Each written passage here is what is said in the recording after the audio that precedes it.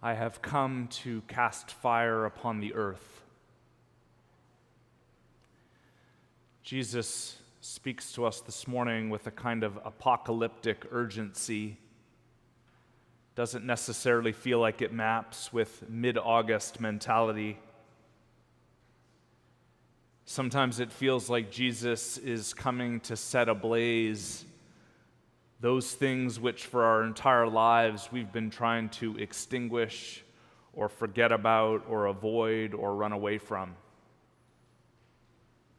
Jesus, you don't get how hard I've been working to keep the peace or to find it just a little bit. And his response, peace.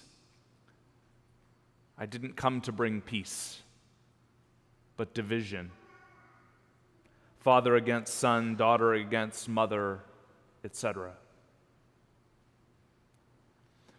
To his original hearers, they would have understood exactly what he meant. Speaking to Jews who were newly starting to follow Jesus, and that following was a split down the middle of so many families who understood what that rupture felt like. So in some ways, he's simply naming the reality of the current situation, that to follow me, there is going to be division. But there's also a poignant relevancy to it. If you've got kids or you've got a mother or father-in-law, this is all relevant. There's a lyric from Bruce Springsteen's 1980 song, Independence Day, singing about his dad. Now, I don't know what it always was with us. We chose the words, and we drew the lines. There was just no way this house could hold the two of us. I guess that we were just too much of the same kind. Springsteen grew up in a house where, in his autobiography, which I read recently, his dad sat in the kitchen with the lights off every night and drank a six-pack at the kitchen table. And at some point, Bruce Springsteen and Doug, I think his dad's name, were on a collision course, and one of them would be leaving the house. Did Jesus come with the express purpose of dividing families? Of course not. Did Jesus come to challenge the status quo and to shake up our allegiances and all the different ways that we pursue a sense of safety at the expense of justice? Absolutely. I was sitting on my porch yesterday, having a cup of coffee and having and writing down some really uncomfortable reflections. One of them was how often I want peace more than I want Jesus. If I'm honest, I don't want Jesus to light a fire. I don't want him to set anything ablaze. For what God burns up may reveal all my false allegiances to people and places and institutions that help me feel safe or right in the world. Mostly, I don't want Jesus to shake down my realities and priorities. I want him to affirm and bless the route I've already chosen for myself. But Jesus didn't come to bless our self-appointed plans. Unfortunately, in my experience, Jesus has come to make our life harder.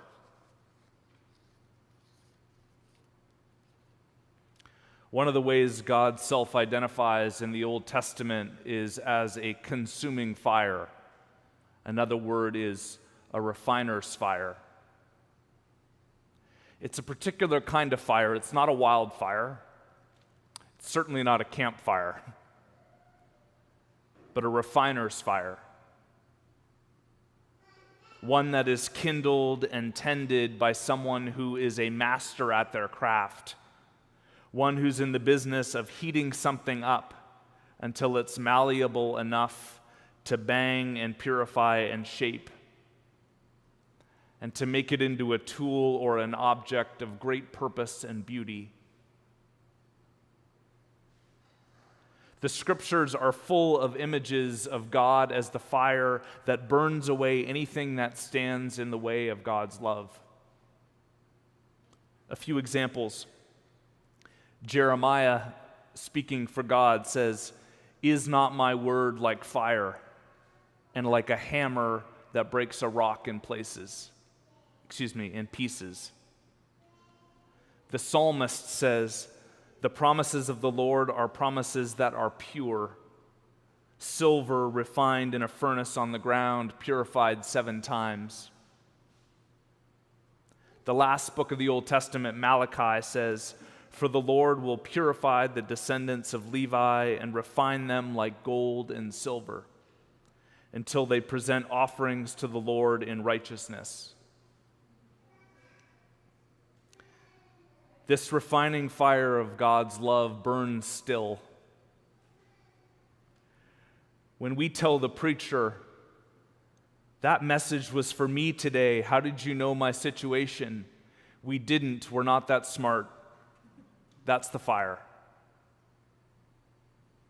When we feel the sharp pang of conscience or remorse that convicts us for something we've been doing forever, and we finally realize or are willing to make a change in our lives, that's the fire. And when we experience renewed energy to follow the way of Christ, that is the fire.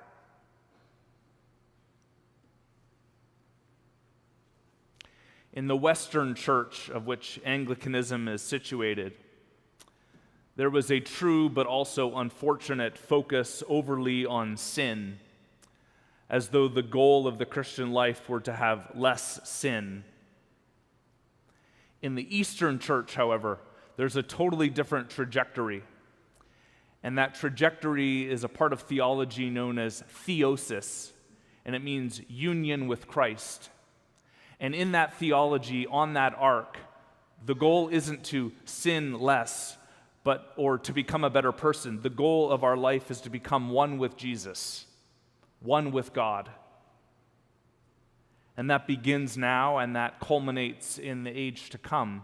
And of course, in that, we probably sin less and we might become a better person, but those things are subsidiary to the point of our whole beings being united with Christ. And that only happens under those conditions of heat and refinery. And yes, God does desire peace for us, but it's not a false peace. God desires for us a peace in accordance with that living and that burning word, which is to say true peace. And the world cannot give that peace. Only union with Christ brings that peace. And so when the priest steps out on Sunday and reiterates the words of Jesus at the Last Supper, "Peace I give to you, my peace I give to you, I don't give as the world gives," that's what he means. I don't give the temporary peace that depends on your paycheck or what's going on in your life or what your life looks like in the face of death. I give the peace that's rooted in your oneness with me, which can't be shaken or divided.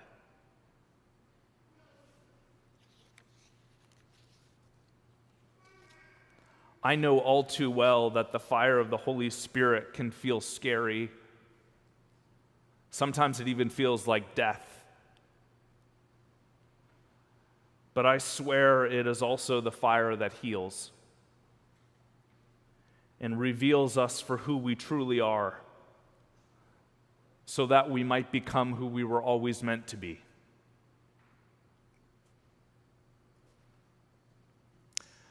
I'm going to close with a brief quote from an old but pretty incredible book on prayer by Richard Foster. It's just called Prayer.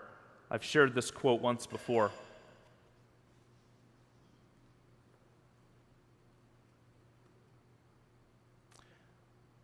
A disciple once came to Abba Joseph saying, Father, according as I am able, I keep my little rule, my little fast, and my little prayer.